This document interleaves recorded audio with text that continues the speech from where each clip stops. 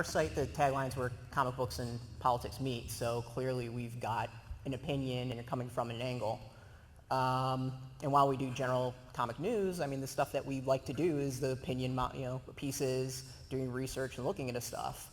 When Airboy came out, one of my co-hosts on our podcast was like, "Did you read it yet?" And I was like, "No, because you like the book and you're going to cover it, so it's less I have to read." And she's like, "You need to read it." So about like 15 minutes later, I went through it and IM'd her, and I think my IM back was holy shit. And I was just like, well, what are we going to do? And she's like, well, I'm going to go ask a trans person about it, a friend of ours. I was like, okay, great. So for those who don't know, the second issue, like half the book had questionable material when it came to folks of transgender status. So our friend read it, and they came back, and she's like, I'm beyond offended by this book. And it went from there. It was like, okay, you're the transgender individual. You're on another site. You should write the initial piece. We'll follow up with ours like a couple minutes later. I'll read yours just so I'm not copying yours. And we spent 2 hours going back and forth, parsing every word that we used. I am a white, pretty boring male, so making sure that all the terms are correct. And we got our pieces up, and nothing happened, and we said, this is crap. No one's paying attention. Let's kick it up to the next step. And my day job's working in politics, so that's the first thing I go to is activism. So we started a little Twitter campaign that got some notice, and it went from there. But that's our angle, and that's our site, and that's kind of what should be expected. And we've done it before, and we'll do it again, and we thought it was the right thing to do. So in that case, it was news from a personal place. And hopefully we did some good off of it, but you shouldn't expect anything different from us. And we put it out there exactly who we are and what we do. What's James? Yeah, it's funny because our site, the comic is very a lot of people who are coming to our site are people who are typing in movie character, TV character, plus comics. And so they're coming to the second one, I hope. Pretty good going. And so a lot of what we cover is, we try and treat comics as movies. So, people come to our site, they're in the same way that box office number stories on any other site, just people love that stuff. We try and present comic sales sort of in that same way. But whenever something, whenever various things like that we'll cover in the way that we normally do. Whenever something comes up that is usually a bit more on the controversial side,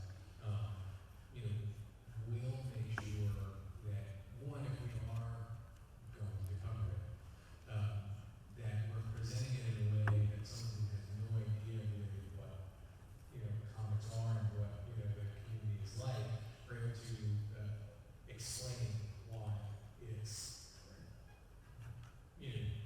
why it's making headlines and things like that. So it's one of the great things of being able to have quite a number of contributors to this site is because we will normally have one person sort of take point on a story, but a lot of people chime in from the site. So that way, all angles are going to be able to be covered. And that way, if our readership has questions, one of the things that we very actively do is jump back into the comments of the story and just further take it into the story. It's very interesting that the slight difference between what you're talking about and some other folks are talking about on the panel. When you mentioned that the people are coming to us by a search, and we're treating it like we're used to seeing things in terms of movies, and we're trying to reach out to them as if they never, we assume they didn't have knowledge. It's sort of reaching out beyond a particular community of shared values to maybe draw them in. Right. Yeah. Well, that's one of the great things is that one of the top stories, especially in the TV season or during Arrow and Flash and just shows like that, we do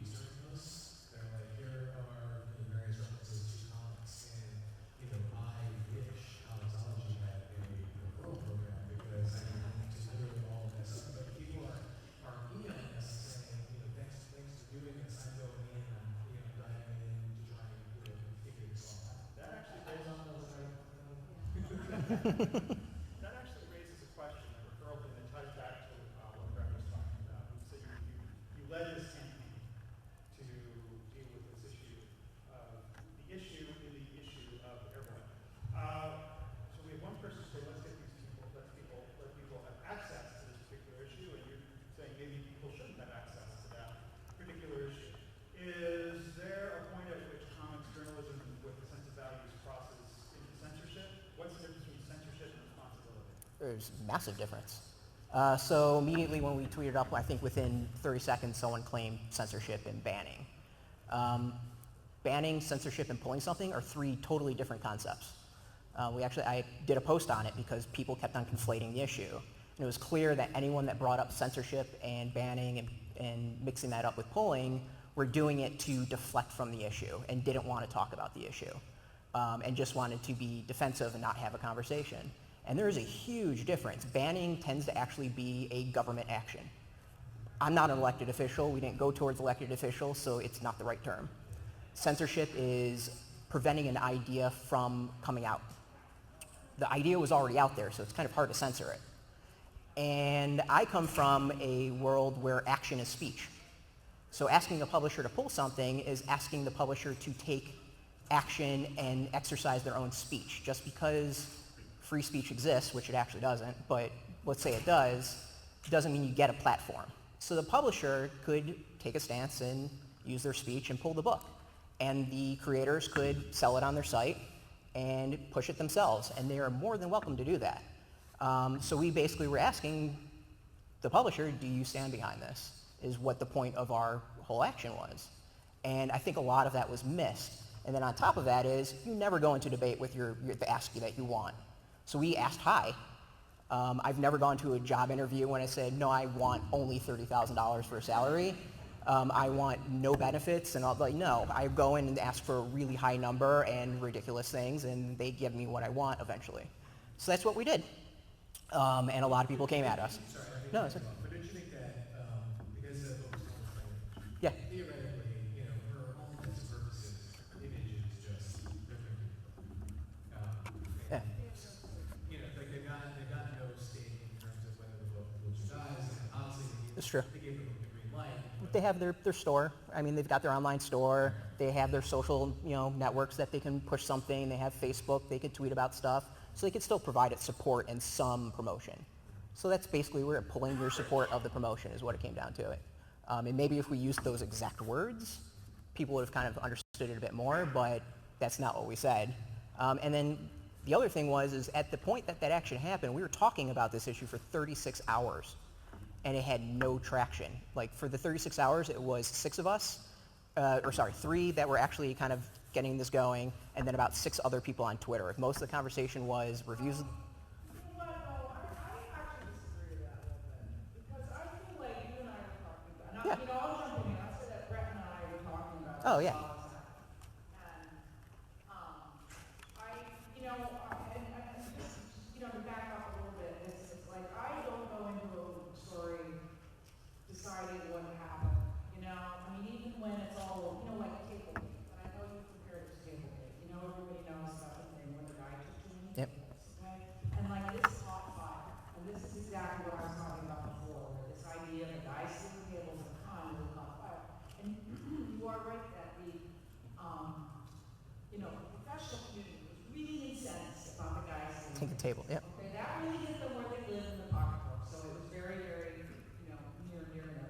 And, I follow these controversies, I have a little alarm bell in that cave, beat cave, that goes off when one of these things happens, okay? I won't say how I do it, but I do. And so I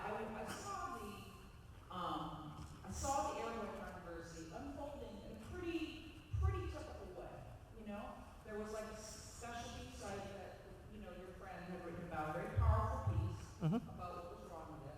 And then I saw a couple of other, similarly very passionate places with small audiences picking up on it. And, you did your thing, and that was day 2. So that was about right. I mean, that was about how you said, I noticed I was also following along on Twitter. And I would say that I saw, a pretty reasonable amount